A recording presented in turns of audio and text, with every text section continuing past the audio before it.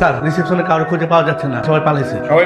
জি sir. এই রুমে কে কে জি? কে আমি চিনি না। চিনেন না? কি হয়? স্যার আমি তো চিনি না। চিনি না, জানি না, দুইজন আমার এক রুমে। কাহিনীতে হেভি টুইস্ট আছে। আগান তারপরে। স্যার আপনি যেটা মনে করছেন এরকম কিছুই না, অন্য কাজে আসছিলাম, ভুলবশত আমি এখানে আটকা পড়ে গেছি। আচ্ছা আচ্ছা, আপনি স্যার আমি একটা অন্য কাজে উনি দৌড় দিয়ে আমার রুমে চলে। দুজনই ঘটনাচক্রের রুমের ভিতরে এসে আটকা পড়ে গেছেন, তাই তো? পুরনো ঘটনা শুনতে অবস্থ হয়ে গেছে। এক রুমে দুইজন ছেলে মেয়ে, থানায় চলুন, বাকিটা থানায় এসে। বলতেছিলাম আমি একটা রেসপেক্টেবল ফ্যামিলির মেয়ে, এইভাবে থানায় যাবো, আমি তো কিছু করিনি। বুঝছি ভালো করে, থানায় চলে, গার্ডিয়ান আস, তারপর বোঝা যাবে। যদি থানায় নেন, আমার বাসায় জানাজানি হবে, আমার মান সম্মান কিছু তাকে মুখ দেখাতে পারবো না।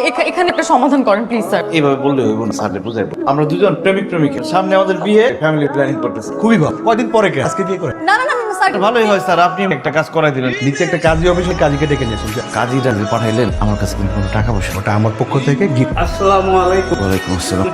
ওই যে ওনাদের দুজন।